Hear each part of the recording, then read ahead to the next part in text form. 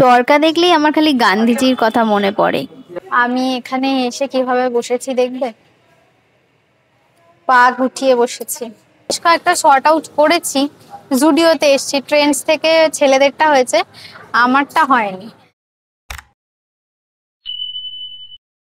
Good morning everyone. আজকের ব্লগটা আমি স্টার্ট করছি, তার কারণ হচ্ছে যে ব্লগটা স্টার্ট করে সে আজকে বিধ্বস্ত পূর্ণ আর আর যা যা বিশেষণ হয় সব দিয়ে দিলাম।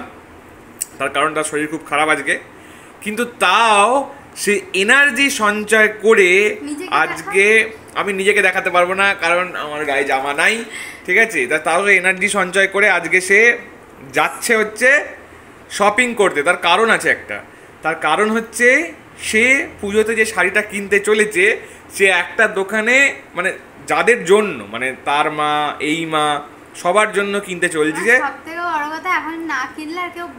না, ওইটাই বলছি তো, তার জন্য সে একটা দোকানে পেন্ডিং করে রেখে এসছে, বলেছে আপনি আমার জন্য লাইন রাখবেন শুক্রবার অবধি, ঠিক আছে, ব্লাউজের দোকানে শুক্রবার অবধি লাইন রাখবেন। যদি লাইন আপনি না রাখেন তাহলে আপনাকে তো আমি দেবোই। আর সেও বলেছে আপনি যদি শুক্রবারের মধ্যে না রাখেন আপনার তাহলে একটা ব্লাউজ আমি বানিয়ে দেবো না, ঠিক আছে। তো এই হচ্ছে ব্যাপার। সকালে যাওয়ার কথা ছিল হচ্ছে 11টা নাগাদ, এখন বাজে হচ্ছে 1:45, এখন ব্লগটা স্টার্ট হচ্ছে। আর এবার তাড়াতাড়ি করো, 1:23 ট্রেন না ধরতে পারলে কিছু করার নেই। এখন চানে যাব, ঠিক আছে চলো তাড়াতাড়ি রেডি হয়ে নাও। তো বিছানা মোটামুটি আমি গুছিয়ে দিয়েছি, ঠিক আছে, এখানে পেছনটা খুব লাইট আসছে। বিছানাটা মোটামুটি গুছিয়ে দিয়েছি যতটা পেরেছি। ওর মতো অতটা ভালো পারি না, বাট যতটা পেরেছি, মানে ও যখন থাকে না বাড়িতে সেই সময় যেরকমভাবে গোছাই সেরকম কাইন্ড অফ গুছিয়ে দিয়েছি। তো আমি দেখাচ্ছি তোমাকে। এই যে প্রতিমের গোছানো বিছানা, যেখানে এই ছাতাটা আমার বার করে রাখা, জামা প্যান্ট আমি রেখেছি, এই থলেটার মধ্যে আমার সমস্ত সাজুগুজুর হালকা পাতলা জিনিস আছে। আর এখানে ওই টুকিটাকি সামান যা আছে সব আমারই রাখা। এখন রেডি হব, রেডি হয়ে বেরোবো প্রতিম গেছে স্নান করতে, ও রেডি হয়ে যাবে, বেশিক্ষণ আর লাগবে না। আজকে হচ্ছে বৃহস্পতিবার, বাজে এখন ঘড়িতে প্রায় 1:45, আর আমি রেডি হয়ে গেছি বলতেই পারা যায়। আর এই বিছানাটার গোছানো সৌজন্যে তোমরা দেখতেই পেলে প্রতিম ব্যানার্জি বিছানাটা সুন্দর করেই গুছিয়েছিল। এই যে ছড়ানোগুলো, এগুলো সব আমার কীর্তি। আজকে আমার শরীরটা ঠিক জুত নেই, আমি বললাম I am on my first day of periods.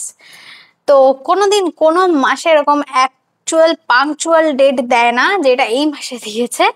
মানে আজকে আমার যাওয়ার আছে, কেনাকাটি করার আছে, দুর্গাপুজোর শপিং, আমার স্পেশাল ডে, সে না এলে হয় তো পুরো অসম্পূর্ণ একটা ঘটনা। তার জন্য আজকে সে এসে গেছে অ্যাজ ইউজুয়াল। তো আজকে ঘড়িটা পরার ধান্দায় রয়েছি আমি, তো সেই জন্যই ভাবছি যে শাখাটা পরে ঘড়িটা পরবো, দ্যাট উইল বি বেটার আমার মনে হচ্ছে। ইন দ্য মিন একটা মজার কথা শেয়ার করি, 1.5 বছর হয়ে গেল বিয়ের, এখনো শাখা কিভাবে সোজা না উল্টো কোন দিকে ঢোকাতে হয় হাতটা সেটাই বুঝে উঠতে পারলাম না। তোমরা কারা এরম আছো জানিও তো। আর এই দেখো কানের ব্যাখ্যা কানে নিজেই করে, ভাল লাগছে, নাইস। রেডি হয়ে গেছি, সে চলে গেছে ক্যাশ তুলতে, টাকা তুলতে আর কি। এখন আমি বেরোচ্ছি। আমি বলেছিলাম ছাতা ছাড়া আমাকে খুব কম দেখতে পাবে তোমরা, ছাতা নিয়েই আমি এখন বেরোচ্ছি। আর আজকে একটু ল্যাক অফ এনার্জি হয়তো মনে হতে পারে, কারণ একটু নিজেকে পুশ করেই ব্লগ করছি, যেহেতু দুর্গাপুজো শপিং, ব্লগটা তো করতেই হবে, আমাকে কিছু করার নেই। যেহেতু আমার সব জার্নি থেকে ট্রেন জার্নিটা বেশি কমফোর্টেবল লাগে, সেই জন্য ট্রেনে করেই যাওয়ার সময় গেছিলাম, কিন্তু ফেরার সময় আমাদের ক্যাব বুক করতে হয়েছিল যেহেতু অনেক জিনিস হয়ে গেছিল। আর আমি আর মা লেডিসে কেন, তার কারণ হচ্ছে এই ট্রেনটা কি ধরনের ছিল আমি ঠিক বলতে পারবো না। একটা করে জেনারেল বগি, তারপর একটা করে লেডিস, যার জন্য খিচুড়ি পাকিয়ে গিয়ে আমাদের এইভাবে উঠতে হয়েছিল ট্রেনে। ওরা উঠেছিল লাস্টে ভেন্ডারে, বাবা আর ও, আর আমি আর মা উঠেছিলাম লেডিসে। তো আমাদের ইনিশিয়াল প্ল্যান যেটা থাকে সেটা কখনোই এক্সিকিউট হয় না, ইউ নো দ্যাট। যাই হোক, তো আমাদের ইনিশিয়াল প্ল্যান ছিল যে প্রথমে আমরা বেনারস নিকেতনে যাব, কিন্তু সেটা আমরা ক্যান্সেল করে অ্যাট দ্যাট মোমেন্ট ডিসিশন নিই যে আমরা যাব হচ্ছে আগে সাহা টেক্সটাইল। সেখানে যদি কিছু পছন্দ হয় তো আমরা সেটা নিয়ে নেবো, আর যদি কিছু না পছন্দ হয় তখন বেনারসি নিকেতনে এসে একেবারে কেনাকাটি করে র্যাপ আপ করে বাড়ি চলে যাবো। তাই জন্য আগে যাচ্ছি হচ্ছে সাহা টেক্সটাইল। আমার মায়ের সাথে যখন কাঁচরাপাড়া এসেছিলাম যেদিন, সেই দিনও ইচ্ছা ছিল একবার যাওয়ার, কিন্তু সেদিন সময় হাত দেয়নি। কিন্তু আজকে প্রচুর সময় হাতে নিয়ে বেরিয়েছি, ওয়েস্ট করার মতো সময়ও হাতে রয়েছে, ওই জন্য লেটস টু এক্সপ্লোর। যেহেতু আমি নতুন নতুন ব্লগিং স্টার্ট করেছি, সেই জন্য কোনো দোকানের এন্ট্রান্স দিয়ে ঢুকে ক্যামেরা অন করতে না আমার খুব লজ্জা লাগে। ওই জন্য আমি ঢুকে নিয়ে তারপর ক্যামেরাটা অন করি। কিন্তু দুটোর মধ্যে পার্থক্য কোথায় আমি ঠিক বুঝতে পারি না, কিন্তু তাও ওই লজ্জা লাগে। আর কি করব, ধীরে ধীরে কেটে যাবে আই থিঙ্ক। আর এই দেখো, এই মিররটা দেখেছো কি ভিনটেজ, এদের পুরো থিমটা দোকানের পুরো একটা ভিনটেজ থিমের ওপরেই ভিত্তি করে করা। এদের সমস্ত কাউন্টারগুলোও তাই, ঝাড়বাতি লাগানো উপরে যেগুলো আগেকার দিনে থাকতো। তারপর বিভিন্ন ধরনের যে আয়নাগুলো সেগুলোও সেই ভিনটেজ থিমেই তৈরি। আর এই যে যে শাড়িটা দেখছো, এটা টিস্যু শাড়ি, মানে টিস্যু বলে এটাকে, তোমরা যারা জানো তো জানো। আর এটার প্রাইস ছিল ওই 5,000 এরকম টাইপের। তবে হ্যাঁ, এদের কিন্তু বিভিন্ন ধরনের, বিভিন্ন রকমের, বিভিন্ন রঙের শাড়ি রয়েছে। আর প্রাইসটা কিন্তু বাজেট ফ্রেন্ডলি থেকে স্টার্ট করে একদম হাই বাজেট অবধি রয়েছে। বাজেট ফ্রেন্ডলি মানে তোমরা কত আশা করছো, কি এক্সপেক্ট করতে পারো তোমরা? 350 টাকা থেকে মাত্র এদের শাড়ির প্রাইস স্টার্ট হয়। মানে সেগুলো অবভিয়াসলি ছাপা শাড়ি আছে, হ্যান্ডলুম আছে, ভ্যারাইটিস টাইপ রয়েছে। তো যাকে আমাদের শাড়ি সিলেকশন কমপ্লিট। এখানে আমি বসে পড়েছি, কারণ আমার শরীরটা আমি বললামই ভালো নেই, বারবার বলবো না ভালো নেই ভালো নেই। তো আমি এই জন্য যেখানেই যাচ্ছি সেখানেই বসে পড়ছি। আর এখানে চলছে বাবা, মানে দুই বাবার প্যান্টের পিস সিলেকশন, যেহেতু দুজনেই প্যান্ট বানিয়ে পড়ে তাই জন্য। আর এখানে দেখেছো এদের যে ওয়েটিং এরিয়াটা, মানে বিলিং এর সময় ওয়েট করার জন্য তোমরা বসে থাকতে পারবে, সেখানেও কি সুন্দর ডেকোরেট করা। আর গুটি পোকার ইয়ে থেকে তৈরি হয় না, সেটা করা রাখা রয়েছে, কি কুকুন বলে না, ওই কি সুন্দর দেখতে দেখ। যাচ্ছি হচ্ছে একটু খাওয়া দাওয়া করতে, আমরা যাচ্ছি ডমিনোসে। খাওয়ার খুব একটা ইচ্ছে নেই আজকে, বেশিরভাগ পার্টটাই ব্লগের ভয়েস ওভারই যাচ্ছে, কারণ আমার শরীরটা ভালো নেই, এনার্জি ল্যাক হচ্ছে কোথাও একটা। একটু ম্যানেজ করে নিও, আশা করছি দেখতে ভালো লাগছে। আমি এখানে এসে কিভাবে বসেছি দেখবে, পা গুটিয়ে বসেছি, পা পা গুটিয়ে বাবু হয়ে বসেছি একদম। নো চাপ, পা ফুলে যাবে না এতক্ষণ ধরে হাঁটাহাঁটি করে, যেন পা তুলে বসেছি। আমাদের আজকের লাঞ্চ, সবার ভিন্ন ভিন্ন পিৎজা, কোনটার কি নাম সেটা ভুলে গেছি। এটা মার্গারিটা। এটা মার্গারিটা আমার জন্য। আচ্ছা। এটা চিকেন ফার্ম হাউস পিৎজা। আচ্ছা। এটা হচ্ছে নন ভেজ লোটেড। এটাও নন ভেজ লোটেড। হ্যাঁ।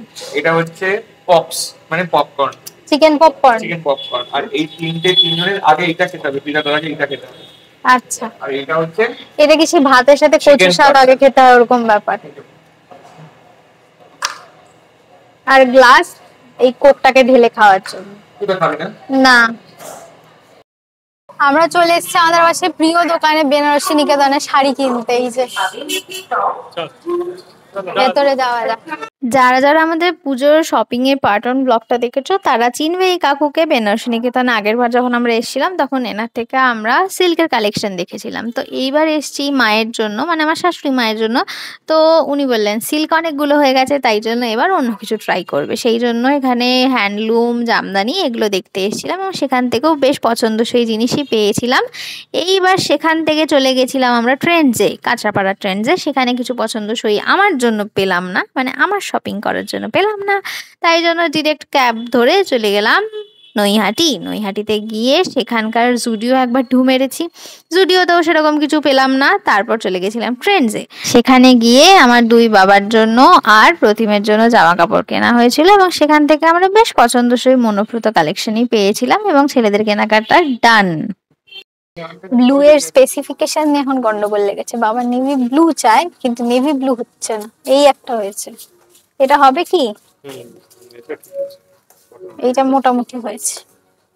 এইবার কেন জানি না জুডিও এবং ট্রেন্ডসে দেখলাম মেয়েদের যে ওয়েস্টার্ন ওয়্যার, সেখানে কালেকশন আছে, কম বলবো না আছে, কিন্তু সেই যে ডিসেন্ট এবং সোবার টাইপের কালেকশন না এবার কম পেয়েছি। অবশ্য দিয়েছিও পুজোর একদম আগে আগে, প্রায় 2 সপ্তাহ মোটে পড়ে রয়েছে পুজোর, আর তো সেই জন্য হতে পারে, কিন্তু জানি না কেন হলো এরকম, কোনোবার হয় না। আর কটা দেখে নিক অপশন, আর কিছু নেভি ব্লুর উপর আছে।